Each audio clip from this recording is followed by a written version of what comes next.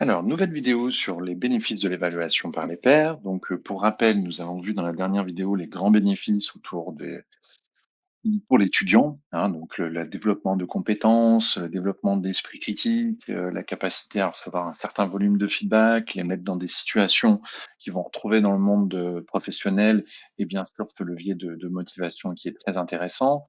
Donc maintenant, passons sur quelques bénéfices autour de l'enseignant. Donc pour vous, le premier bénéfice qu'on voit effectivement avec l'évaluation par les pairs, c'est le gain de temps. Ce qui est intéressant avec ce type d'activité, c'est qu'on va pouvoir la mettre en place sur des petites cohortes, mais aussi sur des très grosses cohortes. Donc nous, on a des cas d'usage où on adresse plusieurs milliers d'étudiants sur une évaluation par les pairs, ce qui du coup techniquement est quasiment impossible à évaluer pour un enseignant. Ou alors il faut avoir une grosse cohorte d'enseignants. Donc le 1er point, c'est vraiment le gain de temps. Donc c'est vrai que on va peut-être passer un petit peu de temps dans la conception au départ, bien réfléchir, bien concevoir ses critères. Mais une fois que l'activité a bien été conçue, on va gagner énormément de temps parce que du coup, on va pouvoir multiplier ce type d'activité, sans avoir à y passer du temps, pour soi-même évaluer. Bien que, dans l'évaluation par les pairs, hein, vous le verrez plus tard dans les cas d'usage, il est tout à fait possible d'intervenir vous aussi pour évaluer en plus de l'évaluation des étudiants. Deuxième bénéfice, l'engagement. On l'a vu côté étudiant, mais du coup, c'est quand même un bénéfice que vous allez avoir en tant qu'enseignant, c'est-à-dire que les étudiants sont beaucoup plus engagés. Ils perçoivent ça comme une activité, innovante, comme une activité très intéressante pour eux, donc on les sent vraiment beaucoup plus motivés.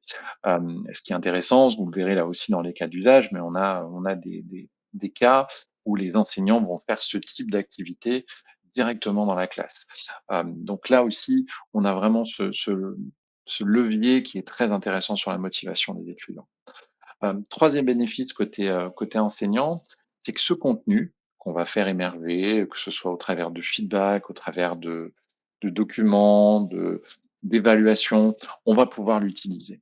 Vous allez pouvoir l'utiliser de différentes façons, c'est-à-dire que vous allez pouvoir l'utiliser bien sûr pour générer vos notations, hein, c'est le cas classique de l'évaluation par les pairs, mais aussi l'utiliser pour revoir certains éléments en cours. Par exemple, quels sont les étudiants qui ont donné les feedbacks les plus pertinents, et l'anonymiser et le mettre à disposition des autres étudiants pour en discuter avec eux.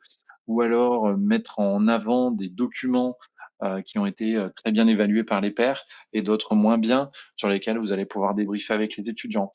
Donc on a beaucoup d'enseignants qui vont utiliser vraiment le contenu de ces interactions entre étudiants pour créer ou pour alimenter leurs cours, ce qui est là aussi vraiment très très intéressant. Voilà pour cette vidéo aujourd'hui. Rendez-vous pour nos cas d'usage dans les prochaines vidéos. À très bientôt.